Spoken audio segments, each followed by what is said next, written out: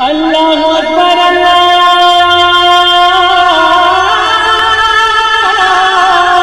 اکبر۔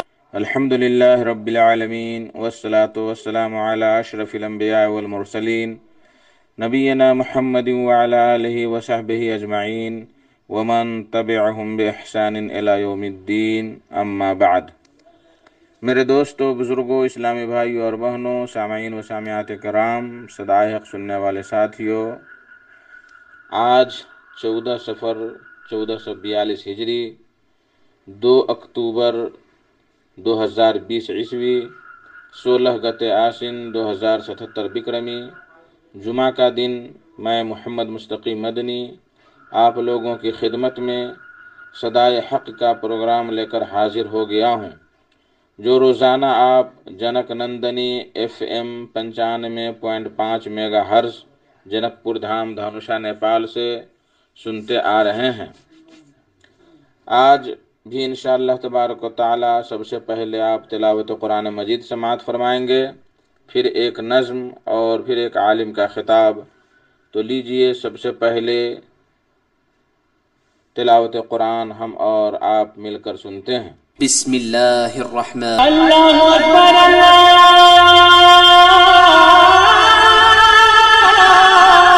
اکبر۔ بعدہ ایک نظم سماعت فرمائیں، آواز جمیل اختر شفیق کی، بول ہے: اللہ کے سوا غیر کو سجدہ نہ کریں گے، اللہ کے سوا غیر کو سجدہ نہ کریں گے، توحید کو ایسے کبھی رسوا نہ کریں گے۔ اللہ کے سوا غیر کو سجدہ نہ کریں گے، سجدہ نہ کریں گے، اللہ کے سوا غیر کو سجدہ نہ کریں گے، سجدہ نہ کریں گے۔ اللہ کے سوا غیر کو سجدہ نہ کریں گے، اللہ کے سوا غیر کو سجدہ نہ کریں گے، توحید کو ایسے کبھی رسوا نہ کریں گے، رسوا نہ کریں گے، توحید کو ایسے کبھی رسوا نہ کریں گے، رسوا نہ کریں گے۔ بندے ہیں تیرے، تیری ہی عظمت ہے دلوں میں، عظمت ہے دلوں میں، بندے ہیں تیرے، تیری ہی عظمت ہے دلوں میں، بندے ہیں تیرے، تیری ہی عظمت ہے دلوں میں، ہم تیرے سوا غیر کا چرچا نہ کریں گے، چرچا نہ کریں گے، ہم تیرے سوا غیر کا چرچا نہ کریں گے، چرچا نہ کریں گے۔ قبروں سے نہ مانگیں گے کبھی اپنی مرادیں، کبھی اپنی مرادیں، قبروں سے نہ مانگیں گے کبھی اپنی مرادیں، قبروں سے نہ مانگیں گے کبھی اپنی مرادیں، ایسا نہ کریں گے کبھی، ایسا نہ کریں گے، ایسا نہ کریں گے، ایسا نہ کریں گے کبھی، ایسا نہ کریں گے، ایسا نہ کریں گے۔ قرآن و احادیث کے ہوتے ہوئے کسی ہوتے ہوئے ہرگز، قرآن و احادیث کے ہوتے ہوئے ہرگز، قرآن و احادیث کے ہوتے ہوئے ہرگز، ہم غیر اقوال کو دیکھا نہ کریں گے، دیکھا نہ کریں گے، ہم غیر کے اقوال کو دیکھا نہ کریں گے، دیکھا نہ کریں گے۔ فرمان نبی سن کے جو گردن نہ جھکائے، گردن نہ جھکائے، فرمان نبی سن کے جو گردن نہ جھکائے، فرمان نبی سن کے جو گردن نہ جھکائے، ایسوں سے کبھی بھول کے رشتہ نہ کریں گے، رشتہ نہ کریں گے، ایسوں سے کبھی بھول کے رشتہ نہ کریں گے، رشتہ نہ کریں گے، اللہ سوا غیر کو سجدہ نہ کریں گے، سجدہ نہ کریں گے۔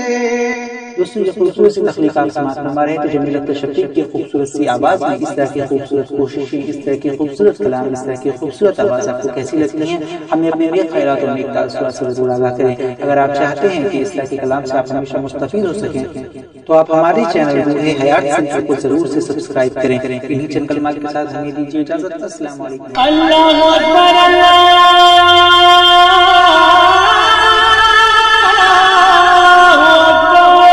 میرے محترم ساتھیوں، بزرگوں، دوستو، آج کا خطاب ہے فضیلت الشیخ ظہیر الدین سالفی صاحب کا، جو کلیہ فاطمۃ الزہرا للبنات دھنوجی کٹیا دھنوشا نیپال میں تدریسی خدمات انجام دیتے ہیں۔ ان کا موضوع ہے ایمان میں شرک کی ملاوٹ۔ میرے بھائیو دوستو، سب سے بڑا گناہ اگر دنیا میں کچھ ہے تو وہ اللہ کی عبادت، اللہ کی ذات، اللہ کی صفات اور اللہ کے اعمال میں کسی غیر کو شریک ٹھہرانا، جو آج مسلمانوں کے اندر عام سی بات ہو گئی ہے۔ اس سے ہمیں پرہیز کرنا اور توبہ کرنا نہایت ضروری ہے۔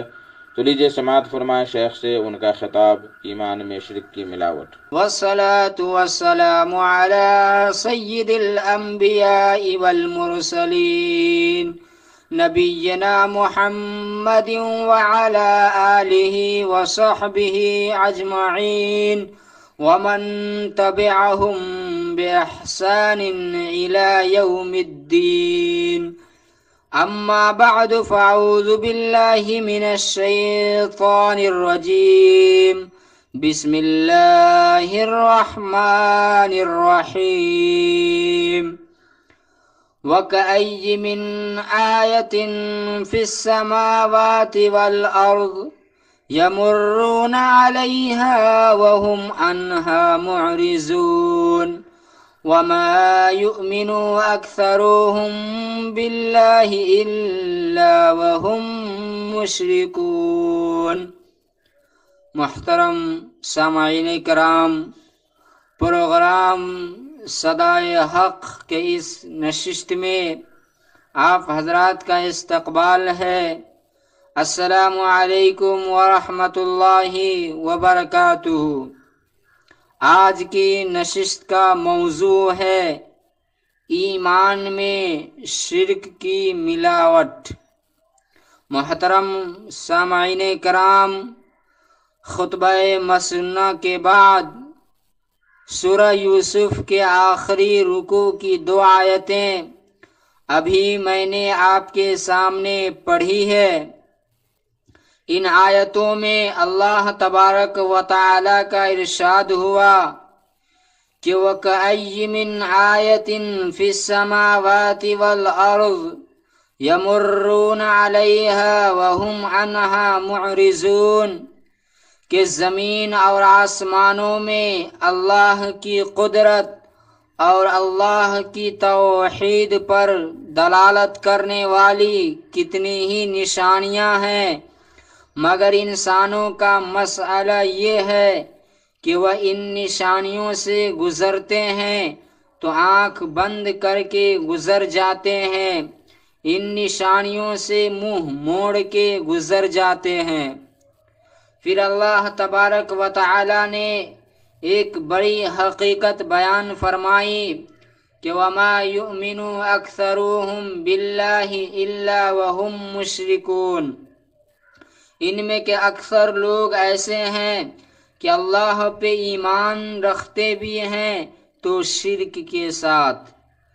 مفسرین کرام رحمت اللہ علیہم اجمعین نے اس آیت کی تفسیر میں لکھا ہے کہ کہ یہ آیت مشرکین عرب کے سلسلے میں نازل ہوئی۔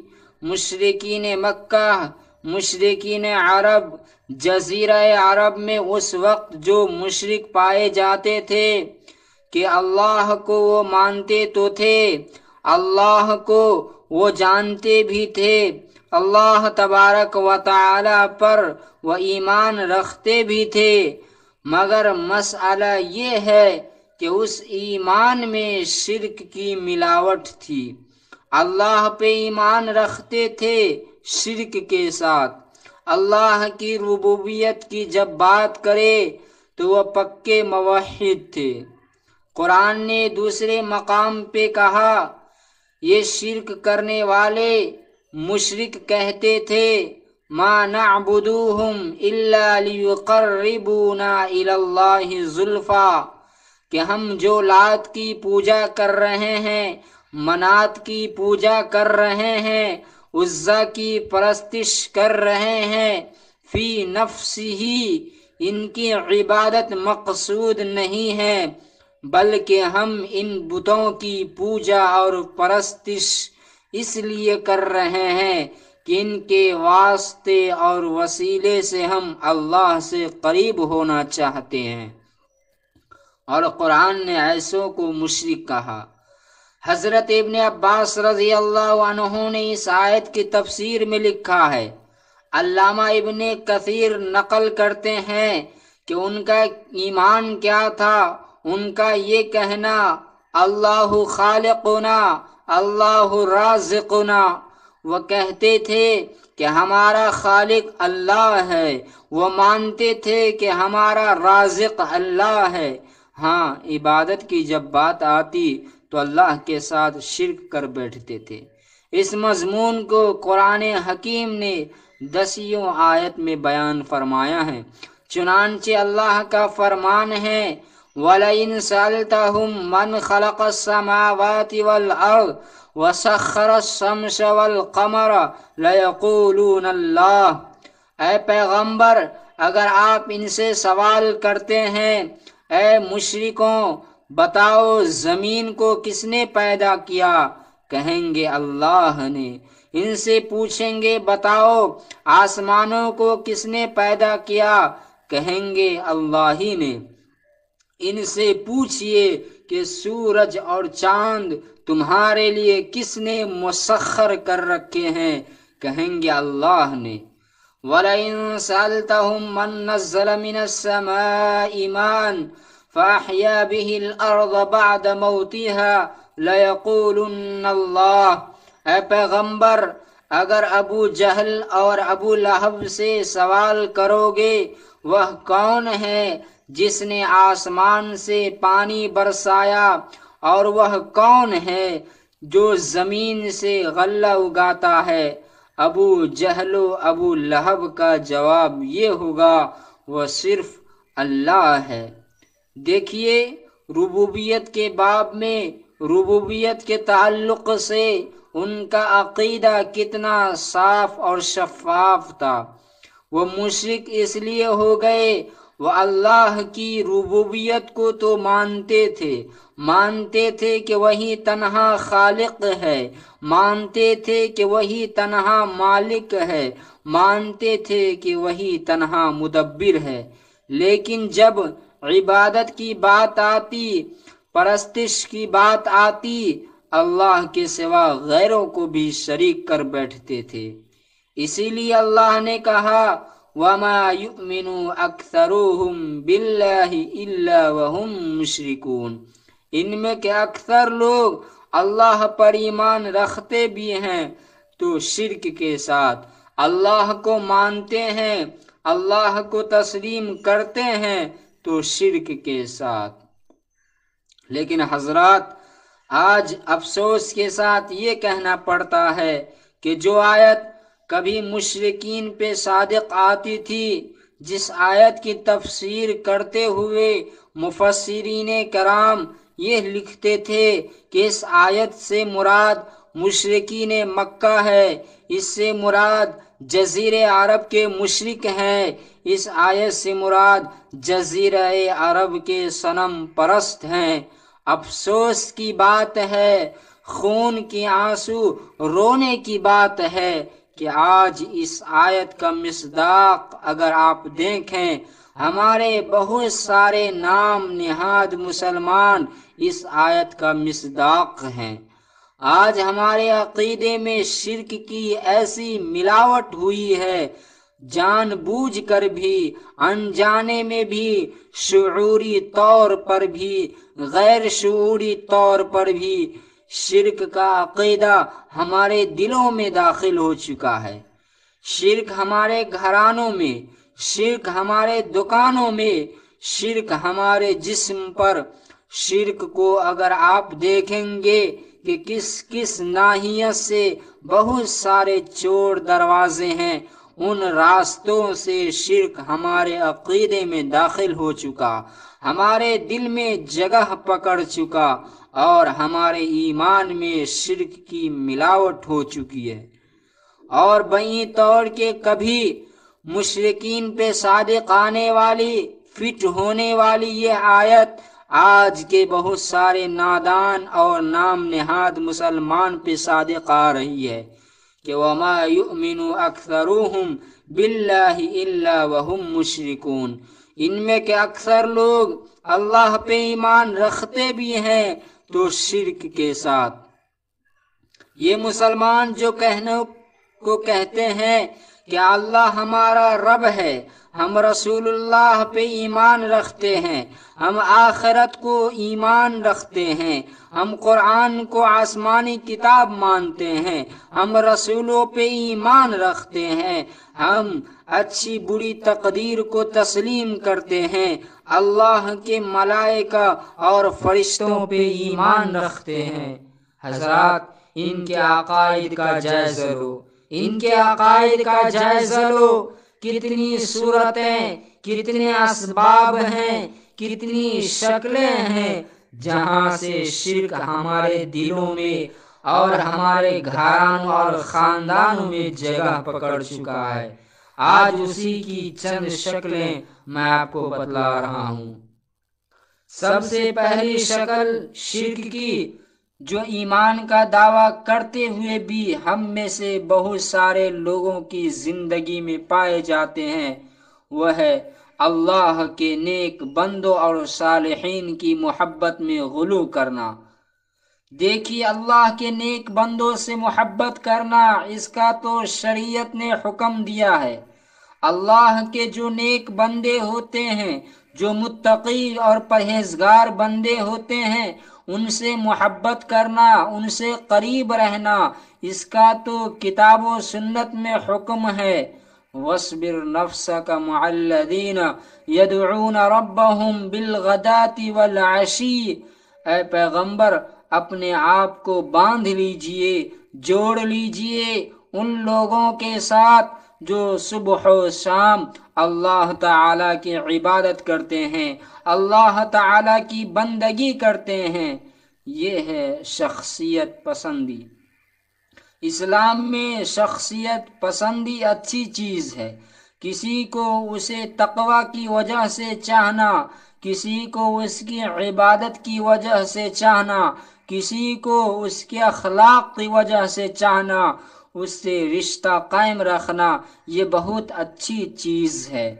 لیکن شیطان نے ہمیشہ سے شخصیت پسندی کے راستے سے انسانوں کو شخصیت پرستی میں مبتلا کر دیا کہ نیک اور اللہ کے صالح بندوں کے تعلق سے، کہ وہ زندہ ہو کہ مردہ، بدعقیدگی کے خیالات انسانوں کے دلوں میں پیدا کرتا ہے۔ ہاں، یہ اللہ کا نیک بندہ ہے، یہ مشکل کشا ہے، یہ نفع نقصان کا مالک ہے، یہ جو چاہے کر سکتا ہے، اسے دعائیں کی جائے، اسے مرادیں مانگی جائے۔ آج دیکھ لو، اولیاء پرستی اور قبر پرستی کے راستے سے یہ فتنہ امت کے اندر کیسے داخل ہو چکا ہے۔ اور یہ وہ فتنہ ہے کہ پیارے نبی صلی اللہ علیہ وسلم دنیا سے جاتے ہوئے، دنیا سے رخصت ہوتے ہوئے، آپ کی زبان مبارک پہ جو الفاظ تھے، جو تعلیمات تھی، مائے عائشہ رضی اللہ تعالی عنہا فرماتی ہے کہ آپ صلی اللہ علیہ وسلم سکرات کی بے چینی میں تھے، کبھی چادر کو اپنے اوپر ڈال لیتے تھے تو کبھی ہٹا لیتے تھے، بے چینی ہو رہی تھی۔ اس وقت آپ نے فرمایا لعنت اللہ علی الیہود والنصارى اتخذوا قبور انبیائہم مساجد۔ زندگی کے آخری لمحات میں، سکرات کی کیفیت میں پیارے نبی کو اپنی اتنی تکلیف ہے، اور اس وقت اس تکلیف میں آپ اپنی امت کو آگاہ کر رہے ہیں، تعلیم دے رہے ہیں۔ آپ نے فرمایا اللہ کی لعنت ہو یہودیوں پر، اللہ کی لعنت ہو نصارہ پر، اللہ کی لعنت ہو کرسچنوں پر۔ اتخذوا قبور انبیائہم مساجد، ان قوموں نے اپنے پیغمبروں کی مسجدوں پہ قبریں بنا لی، ان قوموں نے اپنے پیغمبروں کی قبروں پہ سجدہ کیے، سجدہ جو اللہ تبارک و تعالی کا حق ہے۔ اپنے پیغمبروں کی قبروں پہ جا کے یہ سجدہ کرنے لگے۔ یہی فتنہ اب بھی موجود ہے اس امت کے اندر۔ قبروں پہ جا کے دیکھو، مزاروں پہ جا کے دیکھو، کتنے سجدے اور قیام ہوتے ہیں، رکوع ہوتا ہے، نظر و نیاز ہوتی ہے، منتیں مانگی جاتی ہے، مرادیں مانگی جاتی ہے۔ نعوذ باللہ، شرک کی دنیا میں جتنی شکلیں ہو سکتی ہیں وہ ساری شکلیں آپ کو وہاں نظر آ جائیں گی جو وہ لوگ کرتے ہیں، جو اپنے آپ کو مسلمان ہونے کا دعویٰ کرتے ہیں، جو اپنا شمار مسلمانوں کے صف میں کرواتے ہیں۔ اسی طرح سے حضرات، شرک کی جو صورتیں ہمارے صفوں میں امت مسلمہ کے اندر پائی جاتی ہے، ان میں سے ایک ہے آثار پرستی، آستانوں کی پرستش، کسی درخت کو متبرک سمجھ لینا، کسی پتھر اور جھنڈے کو متبرک سمجھنا، اور جیسے غیر مسلم اپنے بتوں کی پرستش کر رہے ہیں اور بتوں کے ساتھ جو اعمال کرتے ہیں، صبح و شام اس جھنڈے کے پاس جا کر وہ سارے کام کرنا، برکت کے لیے اس درخت سے اپنے دھاگے باندھنا، کپڑے باندھنا، نظر و نیاز ماننا، آستانوں کی پرستش کی شکل میں امت کے اندر بہت ساری شرک کی صورتیں داخل ہو چکی ہے۔ مسلمانوں کی آبادیاں ہیں، مسلمانوں کے محلے ہیں، دیکھو گے کتنے جھنڈے گڑے ہیں جہاں صبح و شام چراغ جلتے ہیں، اور جہاں سے گزرنے والے لوگ نعوذ باللہ عقیدت مندی کے ساتھ کھڑے ہوئے اس کی پرستش کر رہے ہیں۔ پیارے نبی صلی اللہ علیہ وسلم فتح مکہ کے بعد حنین کی طرف جا رہے تھے، لوگوں نے دیکھا وہاں ایک درخت ہے، اس کا نام تھا ذات عنواط۔ مشرکین تبرک کے لیے اس درخت پہ اپنا ہتھیار لٹکاتے تھے۔ بعض وہ لوگ جو ابھی مسلمان ہوئے تھے، ان کو کلمہ پڑھے ہوئے 2-4 دن سے زیادہ نہیں ہوئے تھے، انہوں نے جب اس درخت کو دیکھا کہ مشرکین اپنی تلوار کو درخت پہ لٹکا رہے ہیں، ان سے تبرک حاصل کر رہے ہیں، تو انہوں نے کہا یا رسول اللہ اجعل لنا ذات عنواط کما لهم ذات عنواط۔ اے اللہ کے نبی، جیسے ان مشرکین کا ذات و عنواط نامی درخت ہے، ہمارے لیے بھی کوئی ذات و عنواط نامی کوئی درخت بنوا دیجئے نا، تاکہ ہم بھی ویسے ہی برکت حاصل کریں، تبرک حاصل کریں جیسے یہ لوگ کر رہے ہیں۔ پیارے نبی صلی اللہ علیہ وسلم نے کہا قلتم والذی نفسی بیدہ کما قالت بنو اسرائیل لموسیٰ اجعل لنا الہا کما لہم آلہہ۔ کہا کہ نادانو، کیسی بات کر رہے ہو، آج تو تم وہی بات کہہ رہے ہو جیسی بات آج سے صدیوں قبل بنو اسرائیل نے موسیٰ علیہ السلام سے اس وقت کہی تھی جب ایک بت پرست قوم پرست سے بنو اسرائیل کا گزر ہوا۔ بنو اسرائیل نے دیکھا وہ قوم اپنی خداؤں کی پرستش کر رہی ہے تو بنو اسرائیل نے موسیٰ علیہ السلام سے کہا تھا، اے موسیٰ، کب تک ایک اللہ کی بندگی کرتے رہیں؟ یہ کتنا اچھا لگتا ہے کہ کئی خدا ہیں، ہمارے لیے اللہ کے سوا اور بھی معبود بنا دو نا۔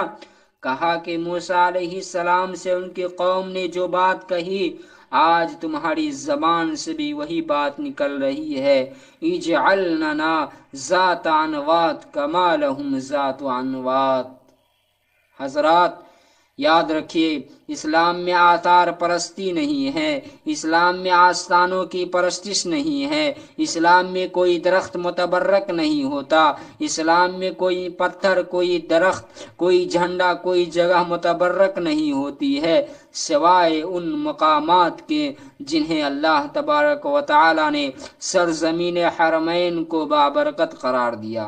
حضرات آپ کو معلوم ہے حضرت عمر بن خطاب رضی اللہ عنہ کے زمانہ خلافت میں جس درخت کے نیچے پیارے نبی نے صحابہ سے بیعت الرضوان لی تھی، بیعت کرنے والوں کے حق میں آسمان سے جنت کی بشارت نازل ہوئی تھی۔ پیارے نبی کے زمانے میں عہد نبوت کے بعد ایسے مدینے جاتے ہوئے، ایسے مدینہ آتے ہوئے، بعد مکہ سے مدینہ جاتے ہوئے، مدینہ سے مکہ آتے ہوئے جب بھی اس درخت سے گزر ہوتا جو حدیبیہ نامی مقام پہ تھا، وہاں جاتے تھے، رک کر 2 رکعت نماز پڑھتے اور نماز پڑھ کے رخصت ہوتے تھے۔ حضرت عمر بن خطاب رضی اللہ عنہ کی دور اندیش نگاہوں نے دیکھا کہ اگر نسلیں اسی طرح رہنے دیا جائے تو جب علم ختم ہو جائے گا، علماء اٹھ جائیں گے، آنے والی نسلیں اس درخت کو پوجا کرنا شروع کر سکتی ہے۔ حضرت عمر بن خطاب رضی اللہ عنہ نے حکم دیا اور اس درخت کو جڑ سے کاٹ دیا گیا، جس درخت کے نیچے پیارے نبی نے بیعت لی اور آسمان سے جنت کی بشارتیں نازل ہوئی۔ شرک کے خوف سے امیر المؤمنین حضرت عمر بن خطاب رضی اللہ عنہ نے اس درخت کو کاٹنے کا حکم دیا۔ پتہ چلا کہ آثار پرستی اور آستانوں کی پرستش میں اسلام کا کوئی تصور نہیں ہے۔ شرک کی جو صورتیں آج پوری مضبوطی کے ساتھ ہمارے دلوں میں داخل ہو چکی ہے، اس میں سے ایک بدترین شکل ہے ستاروں کی پرستش۔ علم النجوم جسے کہتے ہیں، علم التنجیم جسے کہتے ہیں، یہ عقیدہ رکھنا کہ ستاروں کی تاثیر سے زمین پر حادثات و واقعات ہوتے ہیں۔ کوئی بیمار ہو رہا ہے تو کسی کو صحت مل رہی ہے، کسی کو حادثہ ہو رہا ہے تو کوئی حادثہ میں مر رہا ہے، کسی کا کاروبار زوال پذیر ہے۔ یہ عقیدہ رکھنا کہ ان تمام حادثات و واقعات کے پیچھے ستاروں کی تاثیر ہے تو یہ شرعی کفر ہے، یہ شرعی شرک ہے۔ ستاروں کی تاثیر کا قائل ہونا یہ شرک کی بدترین شکل ہے۔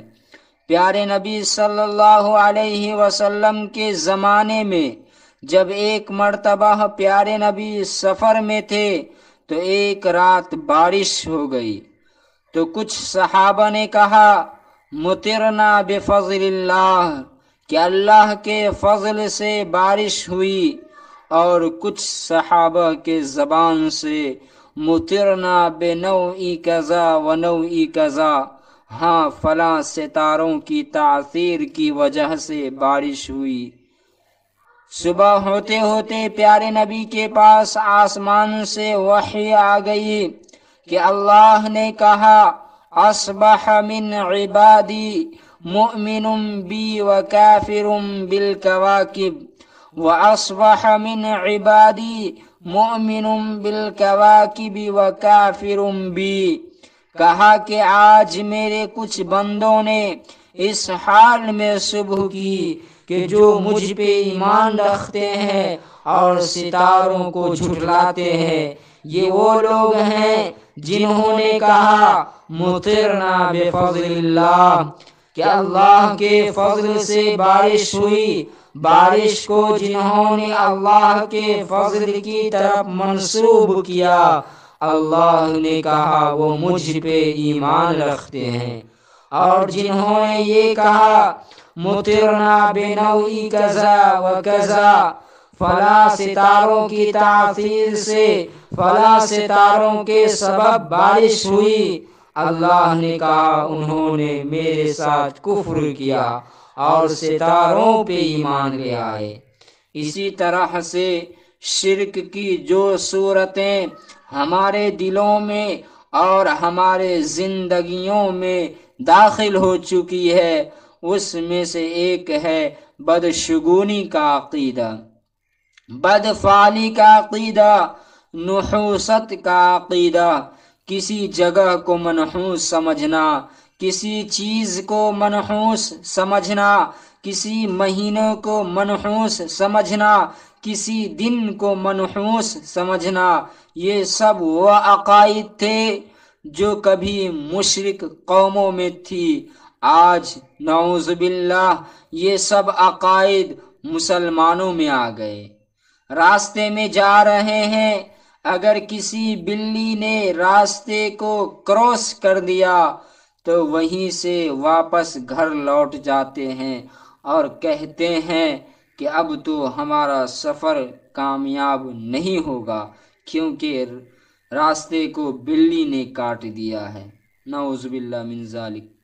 گھر پہ الو نے بیٹھ کے آواز کر دیا، الو نے بیٹھ کے پکار دیا، کہتے ہیں کہ کوئی حادثہ ہوگا، الو ہمارے گھر پہ بیٹھ کے پکار دیا۔ پیارے نبی صلی اللہ علیہ وسلم نے فرمایا الطیرۃ شرک، تکرار کے ساتھ آپ نے فرمایا کہ بدفعلی کا عقیدہ، نحوست کا عقیدہ یہ شرک ہے۔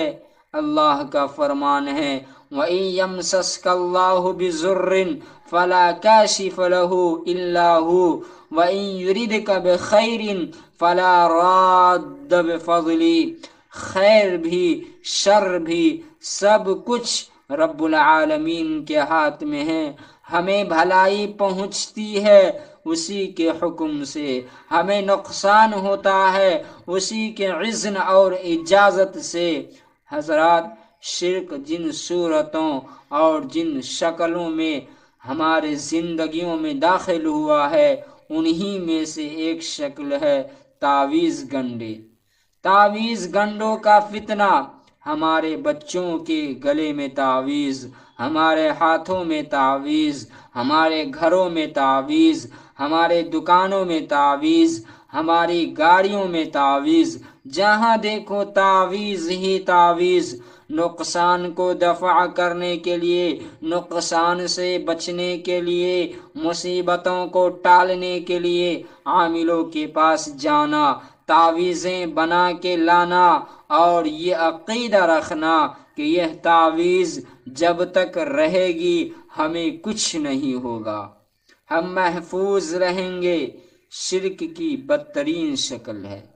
اور یہ تعویذوں کی بات کریں تو ہم بدعقیدہ مسلمانوں کی بات نہیں کرتے، اچھے اچھے نام نہاد مسلمان جو صحیح العقیدہ مسلمان اس حمام میں بالکل پوری طرح سے ننگے ہیں۔ پیارے نبی صلی اللہ علیہ وسلم نے فرمایا تھا من علق تمیمۃ فقد اشرک، جس نے تعویذ لٹکایا اس نے شرک کیا۔ تعویذ لٹکانا شرک ہے۔ اسی طرح سے گلے میں کالے دھاگے پہننا، پیلے دھاگے پہننا، لال دھاگے باندھنا، درگاہوں سے لایا ہوا دھاگا، اجمیر سے لایا ہوا دھاگا پہننا، اور اس کے بعد یہ عقیدہ رکھنا کہ اس دھاگوں سے ہم بلاؤں سے محفوظ رہیں گے، بیماریوں سے محفوظ رہیں گے، نظر بد سے محفوظ رہیں گے، نقصانات سے محفوظ رہیں گے۔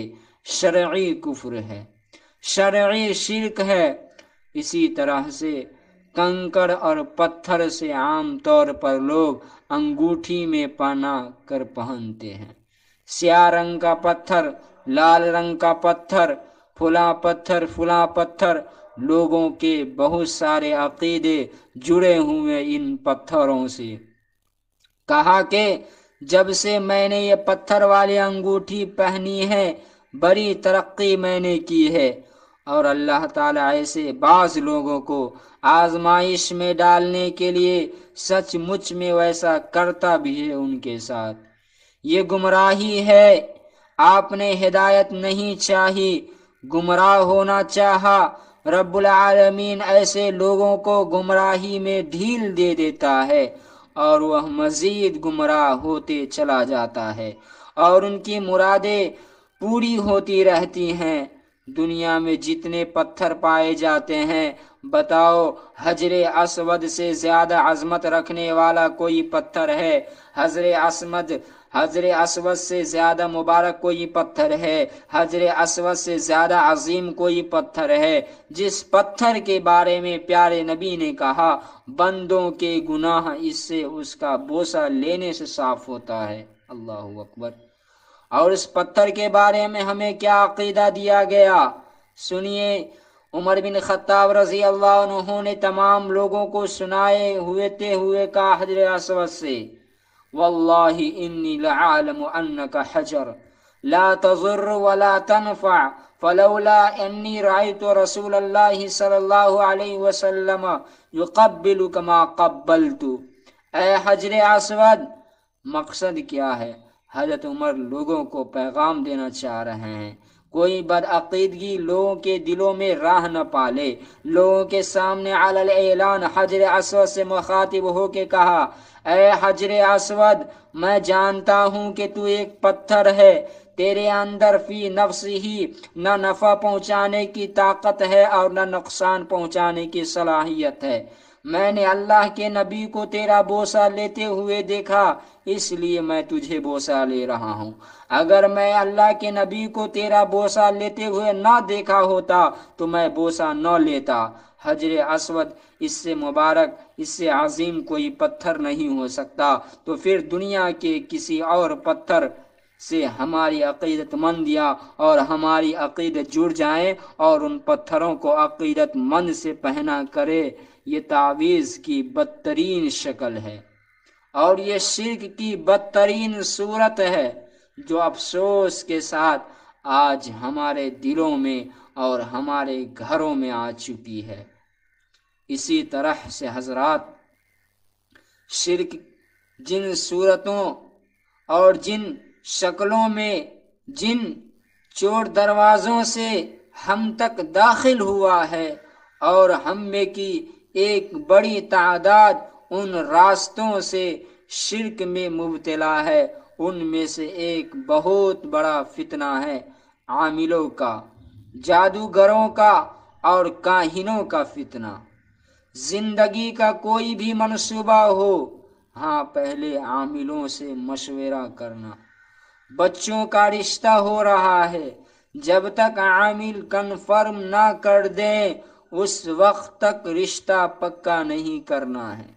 زندگی کے ہر فیصلے میں عاملوں سے رجوع کرنا، یا زندگی میں کوئی بھی دکھ آئے، مصیبت آئے، فوراً یہ خیال آنا کہ چلو پہلے فلاں عامل کے پاس جائیں گے، فلاں بابا کے پاس جاتے ہیں، اس مسئلے کو اس بابا کے پاس رکھتے ہیں اور ان سے اس مسئلے کے بارے میں پوچھتے ہیں کہ یہ جوڑی سجے گی نہیں، اس کے ساتھ یہ رشتہ برقرار رہے گا یا نہیں۔ یہ جو تصور ہے، یہ جو عقیدہ ہے، شرک کی بدترین شکل ہے۔ پیارے نبی صلی اللہ علیہ وسلم نے فرمایا کہ من عطا کاہنن، جو شخص کسی کاہن کے پاس جائے اور اسے سوال کرے، لم تقبل له صلاة 40 یوما، تو 40 دن کی نماز قبول نہیں ہوگی۔ صرف عامل کے پاس جانا اور ان سے پوچھنا اور ان کی باتوں کو تصدیق کرنا ہماری 40 دن کی نماز قبول نہیں ہوگی۔ اللہ اکبر۔ یہ کفر کن کن گھرانوں میں آج نہیں ہو رہا ہے؟ ہماری زندگی کے منصوبے عاملوں کے مشوروں سے، ہماری زندگی کی ترقی عاملوں کے مشوروں سے، ہمارے زندگی کا کوئی بھی عمل عاملوں سے مشورہ لیے بغیر نہیں ہوتا۔ کتنی بڑی بات ہے اللہ تعالیٰ نے جو بیان فرمائی، وَمَا يُؤْمِنُ أَكْثَرُهُمْ بِاللَّهِ إِلَّا وَهُمْ مُشْرِكُونَ، کہ ان میں کے اکثر لوگ اللہ پہ ایمان رکھتے بھی ہیں تو شرک کے ساتھ۔ اور ایسا ایمان کیا فائدہ دے گا جس ایمان میں، جس عقیدوں میں شرک کی ملاوٹ ہو۔ اللہ کے پاس وہ ایمان و عقیدہ قابل قبول ہے جس میں شرک کی بو باس نہ ہو۔ اسی لیے اللہ کے بندو اپنے آپ کو محاسبہ کرو، اپنے زندگی کا جائزہ لو، اپنے ایمان کا جائزہ لو، اپنے عقیدے کا جائزہ لو۔ دعا ہے رب العالمین سے اللہ تعالی کہنے والے کو، سننے والوں کو زندگی میں ہر چھوٹے بڑے شرک سے بچنے کی توفیق عطا فرمائے۔